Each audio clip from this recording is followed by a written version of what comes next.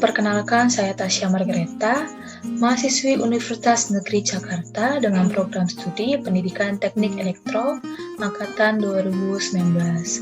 Nah, pada video kali ini, saya ingin mensimulasikan job sheet 7 tentang pengukuran daya AC satu fase. Nah, tujuan praktikum kali ini yaitu yang pertama, mahasiswa dapat menentukan daya arus bolak-balik satu fasa dengan wattmeter.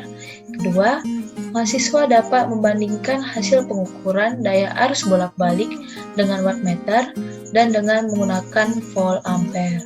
Dan ketiga, mahasiswa dapat menyimpulkan hasil praktikum. Nah, harga rata-rata dari daya dalam keadaan arus bolak-balik dengan beban yang umum dinyatakan sebagai hasil kali arus dan tegangan yang dinyatakan sebagai perkalian. Harga-harga efektif dari arus dan tegangan dengan kosinus dari perbedaan fasa di antara arus dan tegangan yang melalui beban tersebut. Harga daripada hasil perkalian ini adalah sama dengan daya yang dipakai dalam tahanan. Jadi daya ini disebut pula sebagai daya efektif. Di samping itu, daya yang amplitude daripada harga saat dari daya V kali cos kali I yang hanya merupakan daya yang ditransfer antara sumber dengan reaktansi beban tidak dipergunakan dan disebut daya reaktif. V dikali I disebut daya semu dan cos theta sebagai faktor daya. Nah, jadi gambar rangkaiannya ini yaitu ada V sumber, ampere meter, voltmeter, watt, dan juga resistor. Oke, langsung saja kita ke simulasinya. Nah, di sini saya menggunakan Proteus dan V sumbernya saya menggunakan 320 dengan frekuensi 50 Hz dan tahanan pertama, percobaan pertama itu 250 ohm. Oke, kita akan melihat besarnya daya. Oleh karena itu, kita menghubungkan switch pertama dan mematikan switch kedua. Oke, langsung kita on-kan.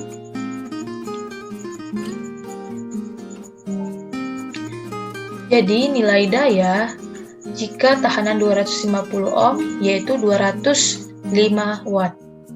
Dan kita akan mengetahui nilai tegangan dan kuat arus dengan menghubungkan switch kedua. Jadi tegangannya adalah 226 volt dengan ampere meter atau dengan kuat arus 0,9 ampere. Dan kita ke percobaan kedua dengan mengganti nilai tahanan. Saya mengganti menjadi 300 ohm.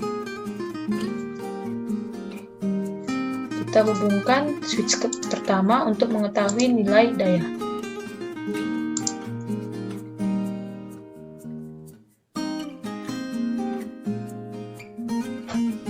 Nah, jadi nilai daya jika tahanan 300 yaitu 171 watt. Dan kita akan mengetahui nilai tegangan dan kuat arus dengan menghubungkan switch kedua. Jadi tegangannya sama seperti percobaan pertama yaitu 226 volt. Dan kuat arusnya adalah 0,75. Oke, lanjut kita ke percobaan ketiga. Saya mengubah nilai tahanan menjadi 350 ohm.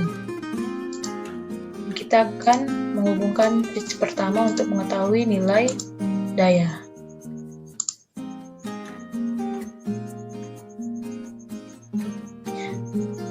Nah, nilai daya jika tahanan 350 ohm yaitu 146 watt.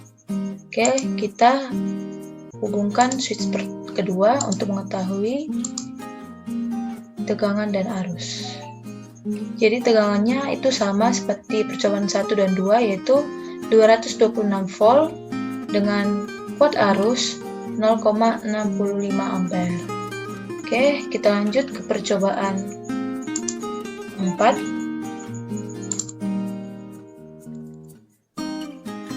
Saya memakai 400 ohm. Dan kita hubungkan switch pertama untuk mengetahui nilai daya.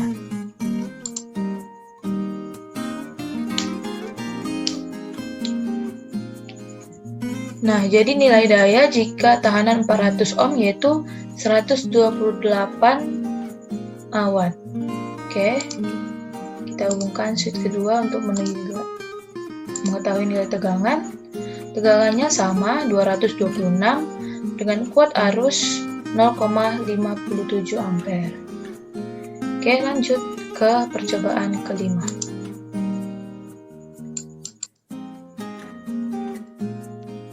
Ubah menjadi 450 ohm. Kita hubungkan switch pertama. Maka nilai daya jika tegangan 450 ohm adalah 114 watt. Oke, langsung saja kita hubungkan switch kedua. Jadi tegangannya sama 226 dengan kuat arus 0,50 ampere. Oke. Kita kembali ke job sheet.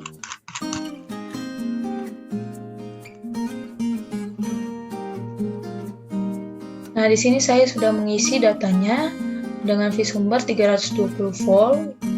Itu bebannya yang tadi, beban pertama, kedua, ketiga, keempat, kelima. Yaitu 250, 300, 350, 400, dan 450.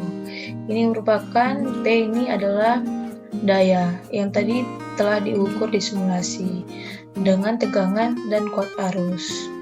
Jadi cara mencari cos P ini yaitu daya ini dibagi hasil kali V dikali I. Jadi ini adalah hasil mencarinya itu P per V kali I. Dan untuk mencari daya hitung, supaya kita mengetahui kesalahan dari antara daya yang diukur dan daya yang dihitung, yaitu rumusnya adalah V dikali I dikali cos P. Jadi V kali I dikali cos P yang udah kita hitung. Jadi hasilnya adalah 203,4. Dan ini merupakan persentase kesalahan. Dan ini adalah grafik kesalahan dari praktikum yang telah tadi saya lakukan. Yang pertama kesalahannya 0,78%.